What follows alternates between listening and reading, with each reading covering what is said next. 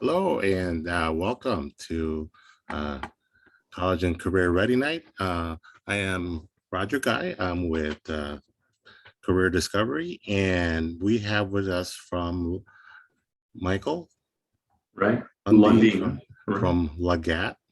Am I saying that Right. correctly? Close enough. Oh, okay. Architecture. And he's going to be one of our panelists for the evening. And we're just going to get going. Thank you for waiting. I know we got started a few minutes late.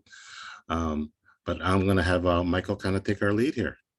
Great. I guess to kind of give you a little bit of a basis, I know this panelist is supposed to be about construction and architecture. I'm going to talk mainly about architecture because that's what I focus on. Again, my name is Michael Lundin. I'm a resident in Arlington Heights, so I know 214 pretty well, and I've been trying to assist with some of the internships and help guide people as far as what architecture is all about. So I graduated from the University of Illinois at Chicago, which is downtown. They at that time had a 5-year program. I'll talk about that in a little bit. I'm not only a principal, but a senior project manager, which means I lead projects. I'm a licensed architect. I've been licensed for almost 30 years. And our firm mainly focuses on education, which includes colleges and universities, high schools, elementary schools. We also work on healthcare, commercial projects, municipal, hospitals, things like that. We don't do houses, but we do a lot of institutional type of work. What I want to talk a little bit about tonight was that there's a couple questions things that you might want to know about architecture that I want to talk about, and then maybe we'll try to be able to field some questions in a few minutes. So the first question that I might want to answer would be, can you describe what a typical day would look like as far as my work activities? And so I'd answer that a couple ways. One, it kind of depends on several factors. Some of those factors are one's role and their amount of experience. Whether it's an intern architect, a project architect, or a senior designer, project manager, which I am, that range in experience could be 1 to 5 years, 5 to 15 years, it could be 10 or 30 years. And so focusing on an intern architect for a few moments, or maybe a project architect, we typically start our day Monday through Friday at 8 or 8:30. We work until 5:30. Sometimes we work longer. Some days are longer if we really have to get something ready for the next day. Might work in an evening. But we don't have a tight work schedule that, hey, you have to punch a time clock. We're fairly flexible. Right now, because of the pandemic, we do have been working a lot from home for the last year and a half or so, and it's worked out okay for us. And so we're somewhat flexible right now. We have some people in the office, some not in the office. But a typical day for me would include internal meetings with my other team members, other architects, interior designers, interns, where we review a project or review parts of a project, talk about some design and detail and, tasks that have to be done. Usually I have meetings with my team at least weekly, but we'll have lots of individual meetings and discussions, phone calls, meetings. And these meetings can be in person. We use we use Teams. We also use Zoom to have meetings. So some days actually there might not be any meetings, but generally, for in my role, I could easily end up with 5 in a day. But a typical day more for an intern would include a lot of work at a computer. And a computer might have multiple monitors, and you might be using CAD or Revit. Some of you may be familiar with AutoCAD or Revit software, also SketchUp, which is offered by Google. I'd also suggest try that. But then based on, that experience and the project you're working on, that could very well range from working on a new school, working on a renovation of a college or a classroom, a library, an interior build out of some, a science lab or a research lab, could be master planning for a college. Any of these different project types, those are things that we're typically working on, but any one of those projects could last for a couple weeks to a month. Some projects last an entire year, and then they'll start construction. And construction could be a year or two, but some of the largest of projects that are out there could take 2, 3, 4 years from inception all the way through construction. So some of my other days might include, site visits. So if a project is under construction, myself or maybe an intern architect, or maybe individually, if you have the experience, would go out to a site and observe some of that construction. So whether the foundations are putting in, or the steel's going up, or the roof's going up, we could very well be on the site for a couple hours. And after that, we write a report up about what we saw or what should be done, meet with contractors out there, make sure they understand the quality that we're expecting on the project. So other days may include client meetings, where we might go off to a school or a college and meet with someone about their project, whether it's individual planning, it could be a design meeting, it could be a charrette where we're working on a project together, or it could just be a simple presentation.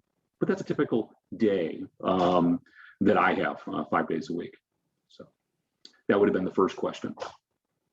Megan, did you want to moderate any of this, or you want me to just go to my next question? Nope, I'm going to jump in. I apologize. I'm having some technical difficulties, but I'm here now. Michael, I appreciate you getting us started. I'm also Roger suggested that. Thanks, Roger.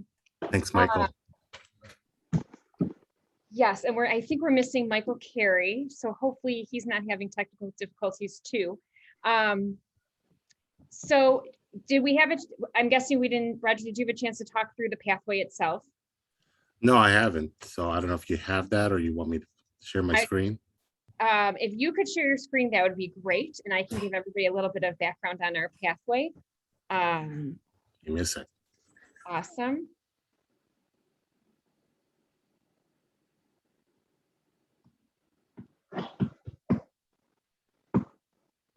So as Roger's getting going, my name is Megan Kelly. I'm the Director of Academic Programs and Pathways here in District 214. We're super excited to be hosting College and Career Ready Night tonight, and to have the opportunity to talk about our different pathways. I see Roger's at work. Here we go. So when we're talking about architecture and construction, this is one that we're especially excited about because we've been doing a lot of work in this specific pathway over the course of the past 12 to 18 months, specifically looking at a redesign of the pathway itself, because we want to make sure as our students are making choices, they have coursework that is going to really allow them to connect their personal interests with their, their pathway in the future. And so when we're talking about the architecture pathway, and Roger, I'll probably have you flip through these a little bit. I'm just going to kind of explain what this page is. This is a page from our Academic Programs and Pathways guidebook. And each of our 39 pathway pages looks exactly the same, with the exception of that red box at the top.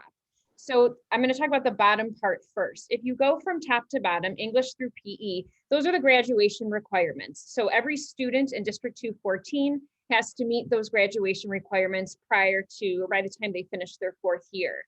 What's unique about each of our pathways is the specific coursework and the way that it's sequenced really carefully and thoughtfully to make sure that our kids are really developing skills sequentially and getting a little bit more advanced as they go. So if you take a look at architecture, for example, up at the top again, we start off with our project Lead the Way Introduction to Engineering Design course. From there, we move to either or civil engineering or geometry and construction, which is a really awesome course. It allows students to essentially take math in a very hands-on practical way through building. So that course is often taught in our Woods classrooms, which is a great hands-on experience for our kids. From there, we go to Principles of Engineering Design. And then finally, we get to our District 214 Architectural Design course and our PAC program, both of which are different options for our kids. And what I would share with you is that, all of our pathways are very much, they allow for students to enter and exit based on their interests. We want our kids, again, to select a pathway and stick with it, but we also know that, when you're 15, that might not be exactly where you're at. So we give kids lots of opportunities to try. Could you move to the next one, Roger? Thank you. So then when we're looking at our building trades pathway, we have some new coursework. Fab Tech 1 and 2 is where we historically have started our building trades pathway. This year, for the first time, and you'll see in our new book, which is we're finishing the updates of, We are offering CAD and advanced CAD classes for our kids. From there, the sequence is very similar. PAC, however, is a course, especially if a student is interested in building trades, plumbing, electrical, etc., where we would be looking at potentially a 2-year sequence. You can take PAC as a junior and then take it a second year as a senior and also be enrolled in our youth apprenticeship program, which is pretty awesome. And we actually have an entirely separate conversation about youth apprenticeship a bit later. Okay. Can you still see me? Yes. Okay, great. I just lost my screen. I don't know where. Okay, there you go. I apologize again. So yes, the apprenticeship program is going to be previewed in our session at 6:50. Could you move on to the next slide, please, Roger?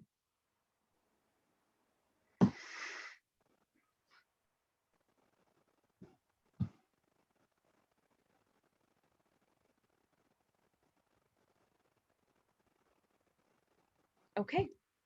So, Michael, did you have an opportunity to share a little bit about your background and how you got to where you are today? I did a little bit. I told, that I'm about, that I'm with Leggett Architects and I'm principal and things like that and what we do. Would you want me to talk about the training that it takes to become an architect, you're saying? Or? That would be fantastic. Yes. Okay. Can you talk about, years of school, what that all sort of amounts to? Sure. So, to become a licensed architect, and there's lots of individuals out there that aren't licensed architects, but that's somewhat limiting. I'm going to talk about an architect. Typically, it starts with a 4-year degree at a university or a college, and then a 1 or 2 year master's of architecture to become to get a degree from an accredited university. It's really important that it's an accredited university. There are people that have gotten degrees from unaccredited and get surprised at the end that they can't take a licensing exam. So it's really important to know that. There are some schools out there that have 5-year Bachelor of Architecture degrees. So you'd have to look out and find those. I'm not sure if IIT still has that, but UIC used to have that. They don't anymore. Instead, they have a 4+1 or a 4+2, depending on what your bachelor, your undergrad degree is. But it's really important to kind of understand that that's going to be a 5 or 6 year commitment in college to get there. And there isn't really a shortcut, I have to say. It's not like I'll work harder and I'll get it done in 4 years. It just doesn't work that way. And then after you graduate, or it could be during partly, you need 3 years of internship. And that internship is usually a minimum of 3,600 hours in very specific categories about architecture. And there are these programs out there through NCARB that require that you be working with an architectural firm, and that you're going to have a mentor who's going to sign off that you actually did learn about construction, or you did learn about design or programming and so forth.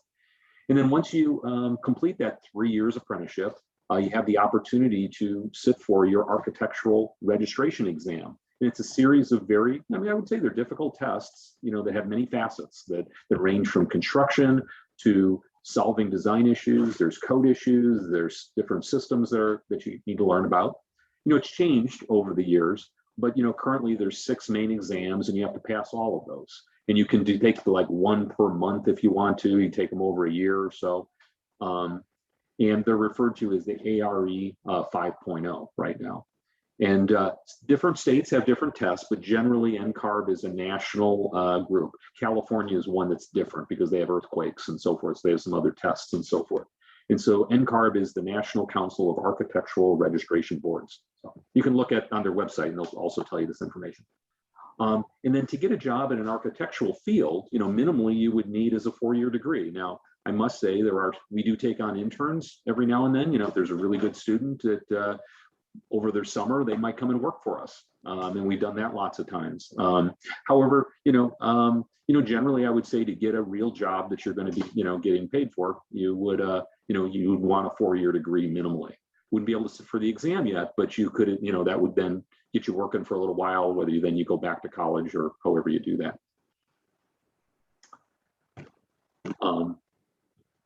Yeah, and then I guess, to also talk about, I guess that would be to start as an intern. And there are so many different facets to architecture as far as parts within a firm, as far as what architects do.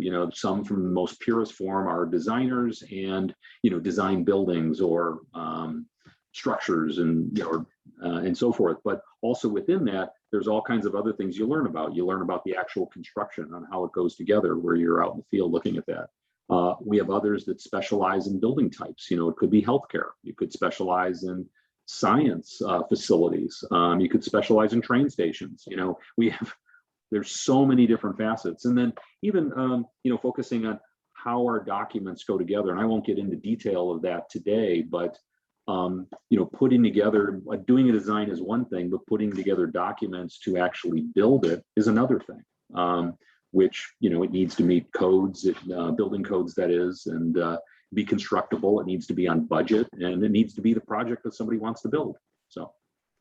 Awesome. So you mentioned, you talked a little bit about interns and college interns specifically. So, tonight we're talking to our students, current, future. When you are looking at interns, because some of our kids here tonight may want to be interns in an architecture firm in the future. What is the skill set that you are really looking at beyond the hard and fast skills of an architect? Yeah, that's a really great question. I think, let's see, let me hit a couple things. One is, I think you want to be curious of your surroundings.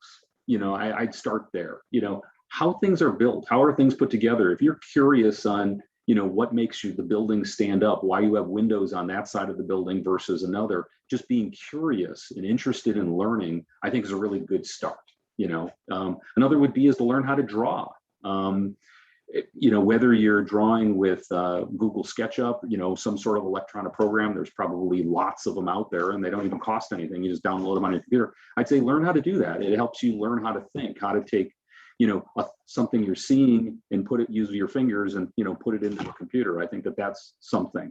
And everything we do, almost everything we do now, is with the computer. So, and everyone, luckily, through 214 has the opportunity to have a computer, and you can, do things. So, learn how to draw, with your computer. I would say also learn about color and materials. If you can, take an art class. You'll learn all kinds of things about color.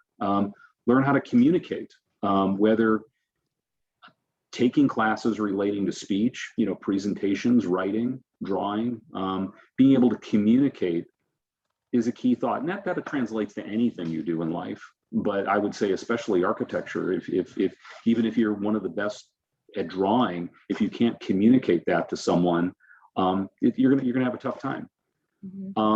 I would suggest learn about architecture. If you're interested in architecture, there's all kinds of history of architecture in Chicago. I mean, you happen to be in Chicago, and whether it's Frank Lloyd, go to the Frank Lloyd Wright House. You talk about get excited about something, go to the Frank Lloyd Wright House. And there's lots of iconic buildings. Read about books about architecture, and it'll open your eyes up to what things are about from an architecture standpoint. I have to say, being in the suburbs, there's buildings, but there's also, you got to look for that architecture. And I would say also there's many different facets to architecture. There is the design, there's sustainability, the idea of building a building that will work better in our climate, where it doesn't use energy the way buildings did, 50 years ago. That's something that's a huge, as well as the technologies of how buildings are built. So I'd say any of those things, learn, just try to grab as much information you can on any of that. Go to the library and pick out a book on architecture online, find a book on architecture. It will teach you something. Absolutely. And you have actually hosted some high school interns as well. Yes, I have. Right. Yes. Right. Did you have a chance to talk about that? No, we haven't. I'm looking for your lead on that. I started off with my questions, but I could talk about that. That would be great, because, again, as we're looking at our students who are here this evening and are interested, could you talk about the experiences that you've been able to create for some District 214 students through our internship program in the Center for Career Discovery? Yeah, and well, the first, is as we started doing these internships about a year and a half, they were supposed to be 2 years ago. but of course the pandemic took place. And from what I first thought would be a hindrance from doing the internship turned out to be actually a bit easier. I was expecting that we would bring someone into our Chicago office and they would come in once a week or a couple hours, whatever it is, for the 30 hours or so for the minimum for the internship. But it didn't turn out to be that. Instead, what it turned out to be was a series of meetings online, a lot like this, where we interact. And what we do is we'll have some kickoff meetings, and we put together a theme for that internship, something you're going to learn about, and we try to weave that into all the sessions. So what we typically minimally do is meet once a week, and we talk about a subject. I'll have a guest, somebody that I work with. They might be about interiors, and they'll talk about interiors on buildings. Talk about color, talk about light, talk about sound, talk about all those things that are about interiors. Another might talk about design, another might talk about sustainability. We have some internal meetings that many times we'll invite the intern to be a part of. And so we'll have a work session, and we know they're in the background listening, and they're seeing how architects interact in a Zoom session, which is very different than we did 2, 3, 4 years ago. But it allows you to be in the room without needing to travel. And so that's been helpful. One of the other things that we do as far as a project is using Google SketchUp, we try to draw a classroom, and that student we interview a teacher. And so we do a Zoom session like this with one of your teachers and talk about what's an ideal classroom. And the student takes down some notes, and then we're going to try to draw that ideal classroom in SketchUp. And so you learn a little bit how to use the tool, but also you have to learn how to listen on what they were looking for in their classroom. And so we do that over 10 weeks or so. It's not hard and fast, but we try to be flexible for the student schedule. What's number one is your high school work, and this just happens to be an extracurricular activity, and we'll try to be as flexible as we can. Mm-hmm. And we are always very appreciative of those opportunities for our kids, because we can do lots of things here in District 214, but being able to interact with a real architect and really work on those projects together is just a super invaluable experience. So, this session is specifically about both building and trades and architecture. And so I want to talk a little bit about our PAC program and our Design 214 programs. And then, Michael, I'll look for some of your input when we're talking about how architects work with tradespeople who are doing, the building themselves. So the way we designed this in 214, we have a Design 214 program that is specifically tailored towards students who are interested in architecture and design. They take it after school. It's second semester. So we actually just sent out a big mailer to students who are in some specific career clusters to see if they have any interest in participating. It's open for juniors and seniors. And as part of that, one of the projects is to do the design work on the next PAC house. So when we're talking about the PAC house, we're talking about our practical architecture and construction program. Here in the district, we actually own and are currently renovating a residential house in Rolling Meadows.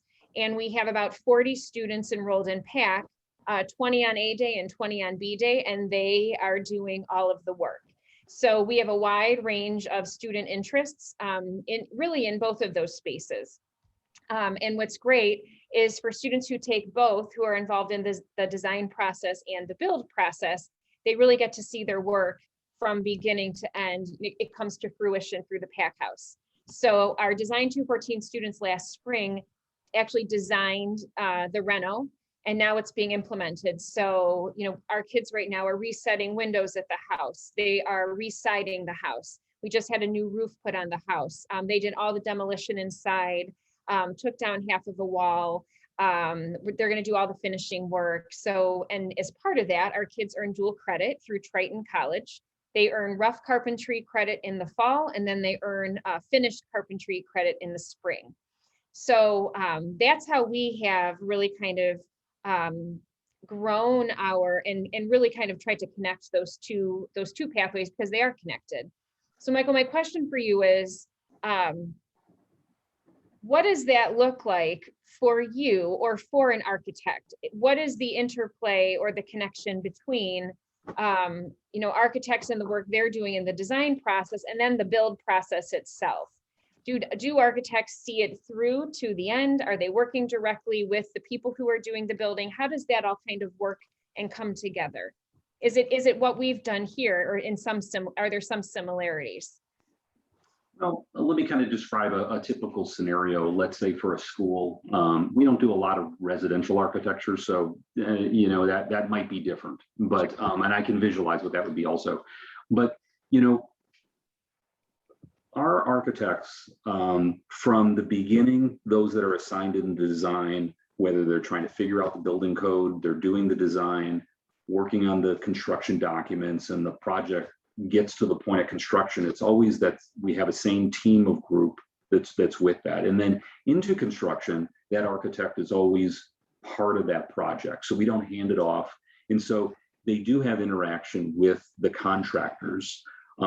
Maybe not so much the trades individually, but mostly the general contractor, and then individually at times with the different trades. And so, for instance, let's say we have a classroom where the walls need to be finished on the inside a certain way. So maybe we're going to put them, maybe you're going to make it it's more than just it's paint.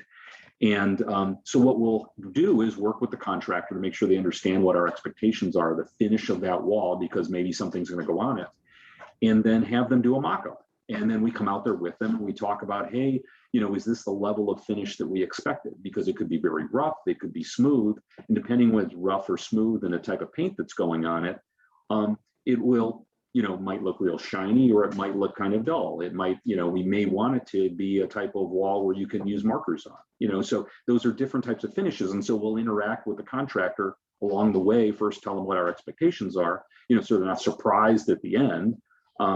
Many times also we do mock-ups, and I think that's probably where we get the most interaction, where we'll do a mock-up of, let's say, an exterior wall where it's actually concrete block or wood backup with brick and insulation on it. We have to build like a little small piece of it to make sure we have the same understanding of how this is going to go together before we build the whole building, about this. So there's different parts where we meet with concrete finishers, for instance, when we want to make sure the concrete's going to look a certain way when we're done, or the individual finishes. So we do get a lot of that, and I think I wouldn't say it's more in the finishes, but it's we do.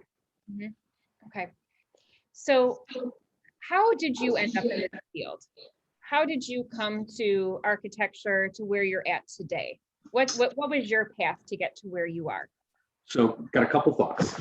First was when I was in, I can't remember, it was 6th or 7th grade, we were given one of the projects that students many times do, find a profession and learn about it. But, even before that, I was interested in building things. I love to build things with my hands. So whether it was a fort in the backyard or a tree house or whatever, I just love to build things, hammer wood together and things like that. Loved building stuff. And so I thought, wow, an architect seems kind of interesting because I could probably build bigger things because, I get to design them and somebody else hammers the wood together. And so in high school, I kind of geared myself towards going to college. I picked UIC because it was in Chicago, and I thought I knew what architecture was about. And so I started going to UIC when I was commuting, back and forth downtown. And I grew up in the suburbs.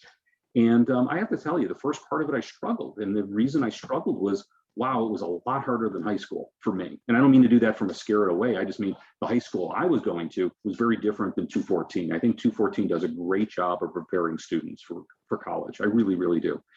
But for me, I thought my high school was a little different. So I really had to work at it. I had to learn how to study. I had to learn how to do things. And I was doing a whole lot of new things. I had to learn how to draw. I think I was afraid of drawing at that point. But, I kind of stuck through it. And I actually then in my 3rd year kind of hit a crossroads where I was really, do I really want to do this? And I met a professor who really engaged me and thought I was doing a great job, patted me on the back a bit. And he says, hey, Michael, I'd like you to beg, borrow, steal the money, but I'd like you to go on our, we had a program where students went to Europe.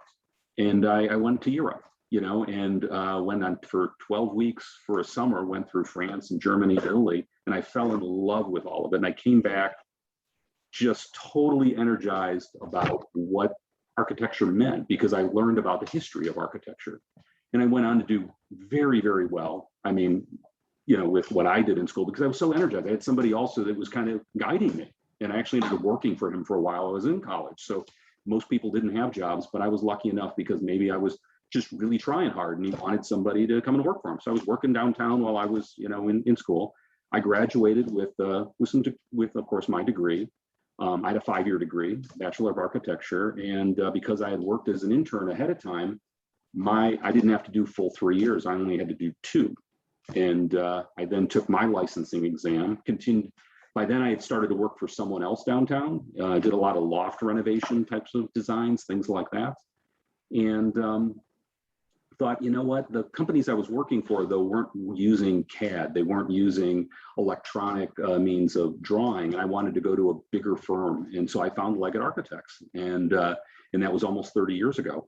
And started working for them, or did some schools. And then started working on this niche of colleges and universities. And so for most of my career there's been some offshoots of some different projects, but mainly it's been colleges and universities, whether it's Harper College, whether it's College Lake County, whether it's Oakton, whether it's Moraine Valley, all of those are colleges that we've been working on and led projects at many of these. And so, you know, it's just a matter of really being patient and being willing to, you know, whatever you do, whether it's architecture or whether you want to you know, go into medicine, whatever it is, you know, you got to be patient with it and you got to work at it, you know, so what you put into it, you can get out of it, is what I think. Absolutely. It sounds like you found your passion, right? Like you found your passion and your inspiration and you're able to make a career out of it. Yeah. And I still build things, you know, so whether it's on my house, you know, or whether it's furniture, whatever it is, it's something I've had a passion for, is how things go together. You know, getting materials to make things up, and that's a passion of mine. And so architecture is also a way to get that just every day, you know. And then that patience is something you got to learn, because I got to tell you, I work on projects that might take 4 years to build. You know, you start off designing, and it just takes a while to get to the point where, you know, you can actually start building it. And, you know, whether it's a high school or whether it's a college building, those types of projects take a long time. It takes a lot for students to understand. You have to be patient. It just takes a while. Mm-hmm. How many projects, based on that scope and that length, how many projects might you be managing as an architect at the same time? Yeah, that's a tough one, because my role has changed. But let's say when I was a few years ago, there were times where I would have as many as 4 or 5 clients, where there were different projects going at different sizes.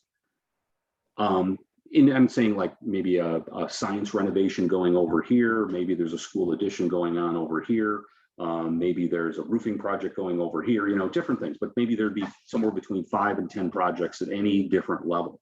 But then there's other times where there's really big projects. When I was running the Harper College Avante Center, that was my project. You know, that was all I did for basically 3 years. Wow. It was like full-time. That's all I was working on. Maybe 2 years was full-time. But, you know, and I had a whole staff of people that were working with me that were also working on it full-time, because the project was so big. It was the size of a high school.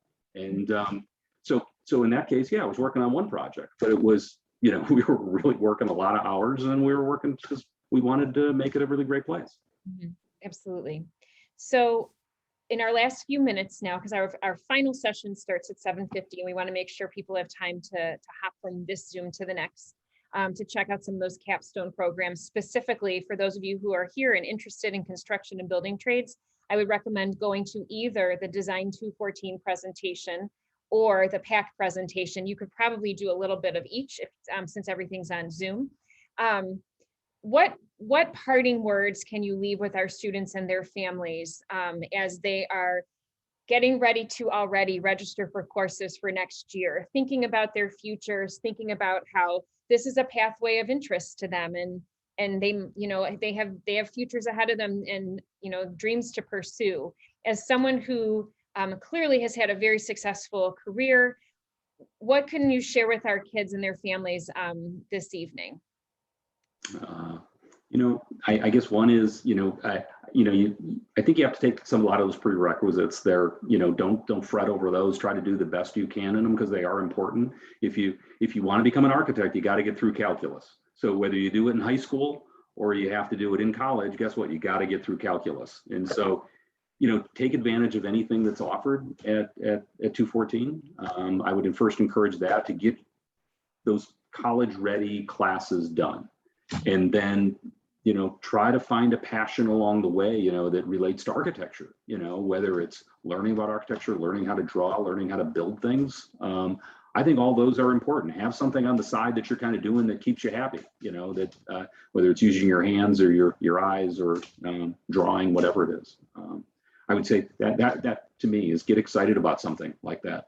And I think those kinds of things would help you get into the college. I can't tell you if it's difficult right now to get into the college of your choice for architecture right now. I don't know. Actually, maybe I should try to find that out. But I think you'd want something to stand out. And so, I know you have to do volunteer hours for the Harper Promise, try to volunteer for Habitat for Humanity, try to volunteer, and that way you can get that onto your transcript that, when you go off to architecture school, if, you have interest in those kind of things, you're like, wow, that's maybe somebody who wants to be an architect because they're not afraid to get their hands dirty. Great. Well, thank you very much for your time tonight, for sharing your passion, sharing your story with our students and their families. We're very appreciative. Again, for all of our students and families who are on the line, I would encourage you, if you are interested in architecture and construction and building trades, to jump over to those capstone presentations next and to make sure that you talk to your counselor about all the opportunities that are available to you as you head into course registration for next year. So thank you to everyone. I'm going to stick around for a couple more minutes in case there are questions. And I'll stay around too. That would be great. Thank you. Otherwise, we wish all of you a great night and thank you for joining us.